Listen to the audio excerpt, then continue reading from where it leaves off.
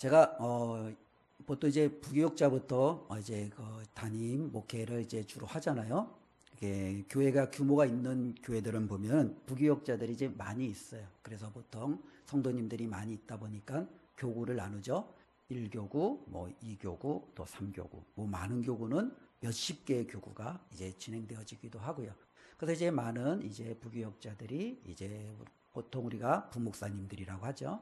이제 그 부교육자들이 이제 가서 또 이제 그 교회를 이제 섬기죠. 이제 큰 교회 이제 이 교구를 이렇게 섬기는 분들을 보면은 어떻게 로테이션이라고 하죠. 2년에서 3년 정도 하면 이렇게 바꿉니다. 예. 그리고 한 교회에서 어떻게 오래 있지 않고 주로 이제 몇 년 정도 사역하면은 또 이렇게 이제 사역지를 이제 옮기게 되고요. 이런 여러 가지 요소들이 있죠. 보통 이제 뭐 많은 이유들이 있겠죠. 그 중에 하나는 뭐 하나가 이제 한 군데 너무 부교육자가 오래 있으면 매너리즘 같은 데 빠질 수 있으니까 좀 분위기를 바꾸어서 좀 이제 새롭게 하는 경우도 있고요. 또 한편에는요, 아무래도 큰 교회 있다 보면은 그 담임 목사님들이 성도들 세세의 부분들을 다 알 수가 없어요. 그 성도들의 세세한 모든 부분을 다 아는 부분들은 대부분 이제 부교육자들이 일정량 책임지고 있는 교구, 그렇죠? 그거에 대해서는 잘 알겠죠.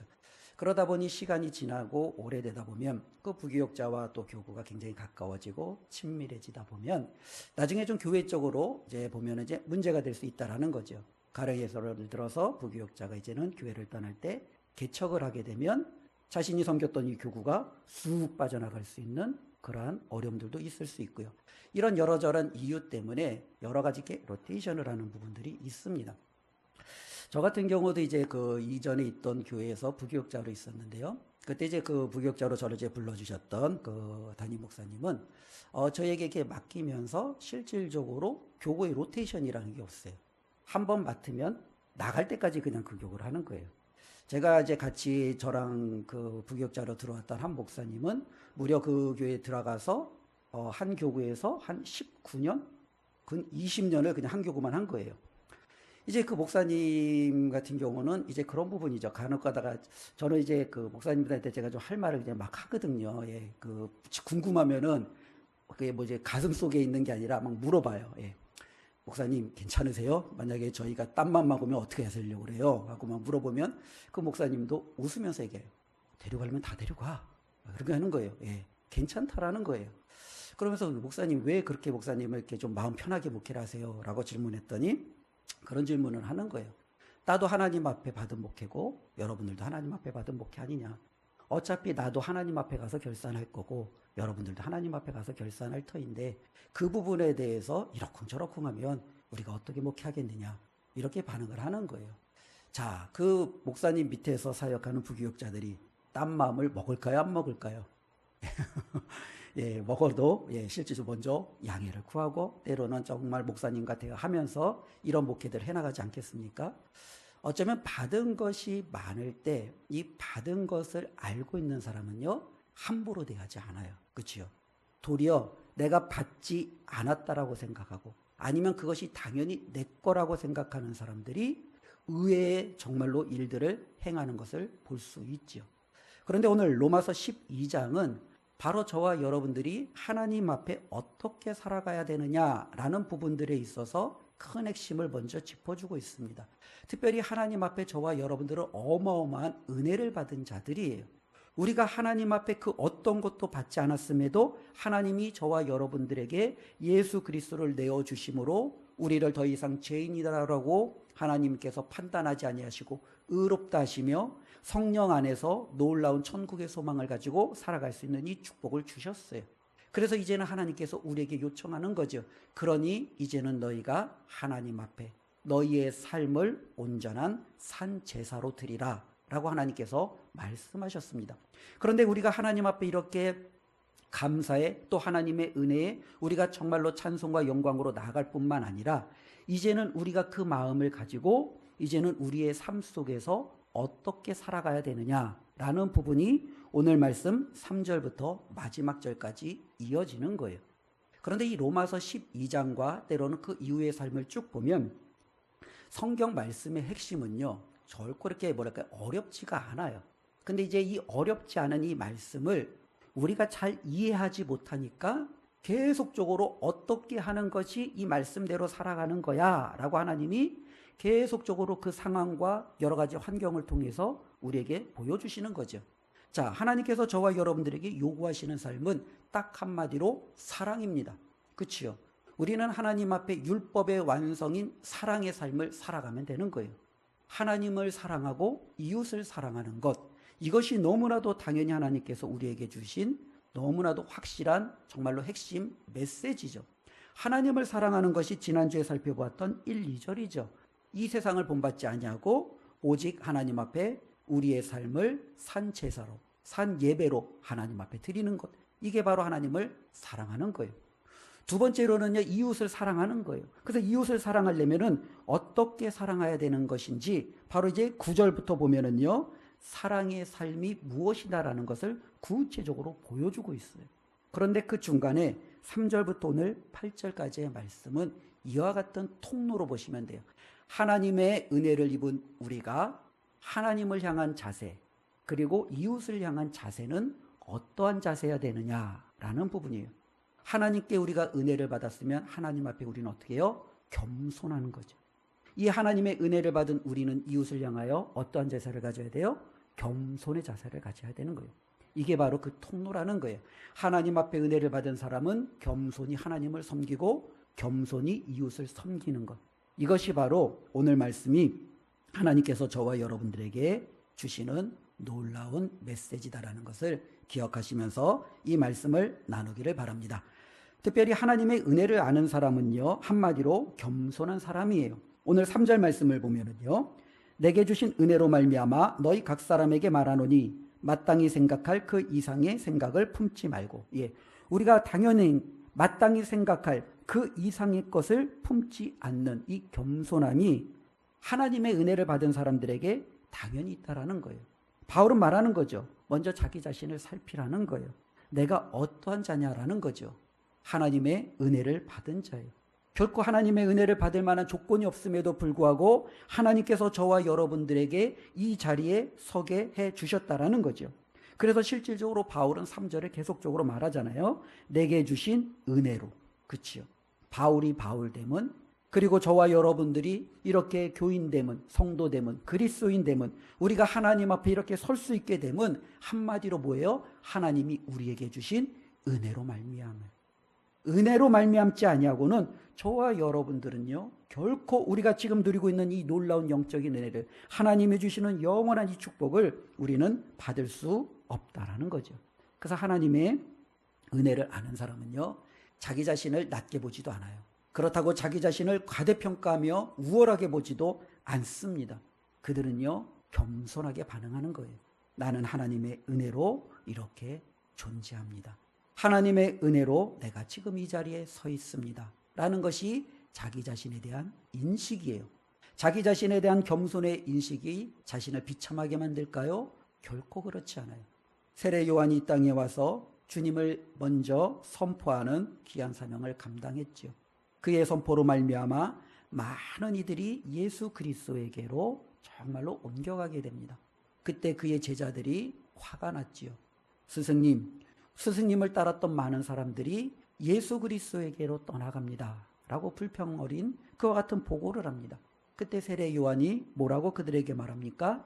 그는 흥하여야 하고 나는 쇠하여야 하리라. 이것이 바로 세례 요한이 자기 자신을 보는 모습이었어요. 이 말을 하는 세례 요한은요, 비참했을까요? 자기 자신이 정말로 쌓았던 모든 것이 무너졌기 때문에 그는 그것을 인정하기 어려웠을까요? 아니에요. 그는 그것이 기쁜 거예요. 자신이 받은 은혜가 있기에 정말로 그 은혜로서 지금 자신이 그 예수 그리스도를 향하여 사람들을 인도할 수 있는 통로가 됨을 그는요, 너무너무 기뻐한 거예요. 제자들처럼 서운하지 않았어요. 때로는 화가 나지 않았어요. 이건 너무나도 당연한 거예요. 그분은 흥하여야 되고 나는 쇠하여야 되는 것. 이것이 바로 진정한 겸손이죠. 하나님께서 저와 여러분들에게 주신 은혜를 아는 사람은 겸손이라는 것이 당연히 우리 가운데 있다는 것을 꼭 기억하시고 이 자리에 있는 우리 모두가 하나님 앞에 겸손의 사람으로 서시기를 주님의 이름으로 부탁을 드립니다. 특별히 우리가 이렇게 겸손의 모습으로 서야 되는 이유를 오늘 말씀은 저와 여러분들에게 증거해 주고 있는데요. 4절과 5절 말씀입니다. 우리 4절, 5절 말씀 함께 읽습니다.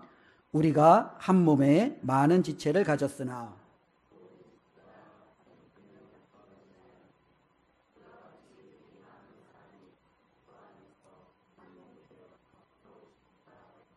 예, 한마디로 말하면 저와 여러분들은요, 한 몸입니다. 그렇죠?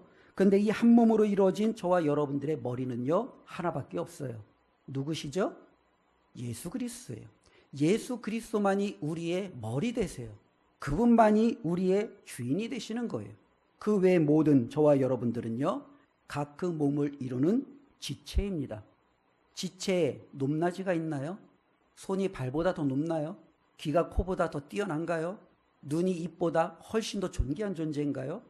그렇지 않다라는 거예요. 우리는 몸을 이루는 각각의 지체예요. 모두가 동등해요. 모두가 평등해요.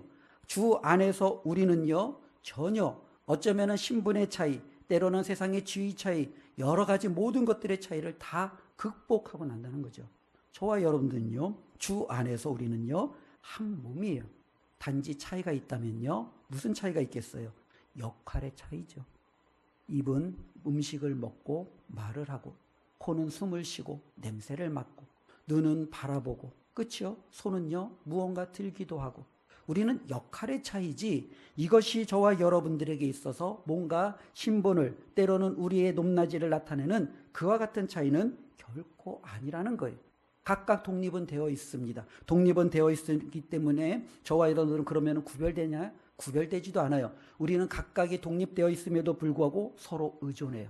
발이 움직이지 않으면 손이 일할 수가 없어요. 눈이 보지 못하면 우리는요, 그것을 향하여 제대로 갈 수가 없어요. 각각 독립적으로 있음에도 불구하고 서로 의존하는 거예요. 손이 도와줄 때 몸이 편하고, 때로는 눈이 보아줄 때 우리는 갈 수 있고, 이 모든 것이 정말로 우리가 주 안에서 어떤 거예요? 평등하다라는 거예요. 자, 모두가 평등합니다. 그러면 평등한 저와 여러분들 가운데 무엇이 우리를 하여금 교만하게 하느냐? 그 요소가 있을 수 있느냐라는 거예요. 아니에요. 목사라고 저와 여러분들 앞에서 교만한 자세로 설 수 없고, 아직까지 세례를 받지 못한 평신도라고 해갖고 정말로 자기 자신의 열등감을 가지고 자기 자신을 낮출 필요도 없는 거예요. 주 안에서 예수 그리스도를 믿는 모든 이들은요, 정말로 한 몸이고 한 가족이고 하나임을 오늘 주님께서는 우리에게 말씀해 주셨어요. 그러니 이와 같은 상황 속에서 우리는요, 내가 너보다는 낫지라는 우월함, 이 교만함은요, 하나님이 정말로 원치 않는 모습이라는 거예요. 교회 안에는요, 결코 나를 뛰어넘는, 내가 정말로 다른 사람들보다 우월하다라는 그와 같은 것을 하나님께서 저와 여러분들에게 주신 적이 없어요. 하나님은 우리에게 말씀하시잖아요. 저와 여러분들은 한 몸이 되었고 서로 지체가 되었다라는 거예요. 이것을 기억하시며 나는 공동체 안에서 전체 예수 그리스도의 몸을 이루는 하나의 작은 부분이다. 이 작은 영역 속에서 내가 정말로 다른 이들을 섬길 수 있는 이와 같은 은혜가 있음을 우리가 감사하며 하나님 앞에 나아가는 저와 여러분들이 되었으면 좋겠습니다. 그렇다면 6절에서부터 8절의 말씀은 바로 이거예요. 하나님께서 우리에게 각 지체를 주셨잖아요. 몸의 비유를 통해서 눈과 코와 귀와 입과 손과, 그렇죠? 많은 것들을 통해서 우리는 이 각각의 역할이 있듯이 교회라는 예수 그리스도의 머리를 중심으로 많은 교회도 하나님께서 각각의 지체를 두셨다라는 거예요. 그래서 오늘 말씀을 보면은요, 가르치는 자, 섬기는 자, 권면하는 자, 구제하는 자, 다스리는 자, 그렇죠? 긍휼을 베푸는 자, 이와 같이 다양한 사람들이 등장을 해요. 이 다양한 모든 사람들은요, 예수 그리스도의 한 몸을 이루기 위해서 자신에게 주어진 많은 역할들을 그 자리에서 최선을 다해서 행하는 거예요. 섬기는 사람은 주방에서 섬길 수 있지요. 가르치는 자는요, 학생들을요, 우리의 자녀들을요, 가르칠 수 있지요. 때로는요, 힘을 쓰는 자는요, 교회에 여러 가지 필요한 것들을 채워놓고, 때로는 그것에 자신의 역할을 감당하며 할 수 있죠. 찬양하는 자는요, 목소리를 높여 하나님의 이름을 찬양하며 성도들과 함께 은혜의 예배를 드릴 수 있지요. 다양한 역할이 있어요. 그런데 바울은요, 이와 같은 우리에게 주신 은사의 이 다양성을 말씀할 때 이 다양성에 포커스를 두지 아니하고 어떤 것에 포커스를 두냐면 이 다양한 역할을 하는 그 사람이 어떤 자세로 해야 되느냐. 여기에 지금 중심을 두고 있다는 거예요. 한번 말씀을 한번 보십시오.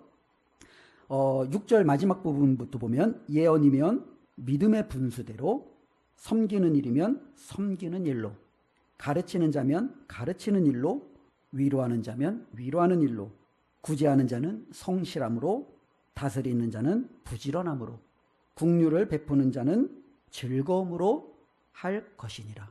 즉 우리가 해야 되는 이 다양한성은요, 하나님 앞에 어떠한 자세로 하느냐가 굉장히 중요하다라는 거예요. 은사를 많이 받았느냐 적게 받았느냐 이게 중요하지 않아요. 하나님께서 저와 여러분들에게 어떠한 역할을 맡기셨을 때 그 역할을 내가 어떠한 자세로 지금 감당하고 있느냐라는 거예요. 근데 이 어떠한 자세로 감당하고 있느냐를 한마디로 전체풀로 얘기하면 겸손의 모습으로 감당하고 있는지, 그리고 이 겸손의 모습은 각각의 사람의 속에서 어떻게 나타나는지, 이런 거죠. 가르치는 사람은요, 성실히 가르쳐야 돼요. 누군가를 섬기는 자는요, 기쁨으로 가르쳐요. 기쁨으로 섬겨야 돼요. 섬기면서 투덜대면서 마음에 짜증내면서 섬기는 것은요, 결코 하나님이 기뻐하시지 않는 거예요. 그냥 힘든 일 다른 사람이 안 하니까 억지로 하는 것, 하나님이 기뻐하지 않는 자라는 거죠. 누군가를 권면하려면 진실된 마음으로 권면하는 거예요. 누군가에게 구제하려면 넉넉한 마음을 가지고 하라는 거예요. 무엇을 다스리려면 부지런함으로, 긍휼을 베푸는 사람은 즐거운 마음으로. 어디에 중심이 있어요? 하나님께서 각 사람에게 맡겨주신 그 은사에 포커스가 있는 게 아니라 그 은사를 어떠한 삶의 태도로 해야 되느냐. 여기에 바울이 지금 강조하는 하나님의 말씀에 메시지가 있다라는 겁니다. 그렇기 때문에 은사는요, 결코 자랑의 대상이 아니에요.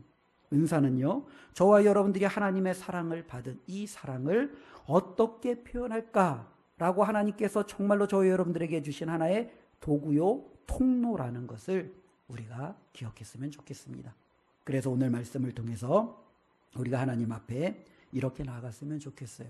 하나님 앞에 받은 은혜를 가진 사람은요, 겸손할 수밖에 없고, 이 겸손으로 하나님을 찬양하며 이 겸손으로 이웃을, 교회를 섬기며 사랑한다라는 이 놀라운 진리가 바로 저와 여러분들의 삶 가운데 나타났으면 좋겠습니다. 이 말씀의 핵심을 좀 잘 표현해주고 있는 우리나라 속담 혹은 격언 중에 하나가 있죠. 벼는 익을수록 고개를 어떻게 한다고요? 숙인다는 거예요. 그렇죠? 벼는 익을수록 고개를 숙여요. 벼가 아직 익지 않고 우리가 모내기 때부터 보시면요, 그죠? 꼿꼿하게 자랍니다. 그런데 이제 꼿꼿하게 자라다가 여름 때 지나면은요, 이제는 보통 우리가 그걸 뭐라고 그러죠? 벼 이삭이라고 해야 되나요? 예, 벼 이삭들이 막 맺히죠. 근데도 여전히 꼿꼿하게 자라요. 왜냐면 아직 벼 이삭이 여물지 않았기 때문에. 그렇죠?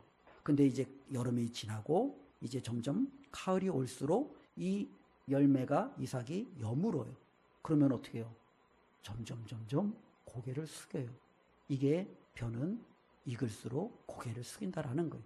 어쩌면 우리도 그렇죠. 하나님의 은혜를 몰랐을 때는, 하나님의 은혜를 내 거로 체험하지 못하고 나 혼자 살아갈 때는 고개를 빳빳하게 서면서 나 잘난 모습으로 신앙생활할 수 있고 살아갈 수 있어요. 그러나 하나님의 은혜를 아는 사람은, 그 은혜가 자신의 삶 속에 어떠한 의미를 가지고 있는지를 깨닫는 사람은 결코 그 고개를 빳빳이 들 수가 없는 거예요. 하나님의 은혜 때문에 고개가 숙여지는 거예요. 하나님의 은혜가 차면 찰수록 그 자신이 하나님 앞에 더욱더 겸손히 낮아지는 거예요. 우리 모두에게 하나님의 은혜가 임했습니다. 그 은혜가 저와 여러분들을 하나님 앞에, 또 많은 교회 앞에 겸손한 자로 세워지는 귀한 통로가 되었습니다. 우리가 이것을 잊지 아니하고 하나님 앞에 겸손함을 가지고 주께서 우리에게 맡겨주신 이 교회를 아름답게 세워가시기를 주님의 이름으로 축원을 드립니다. 기도하겠습니다.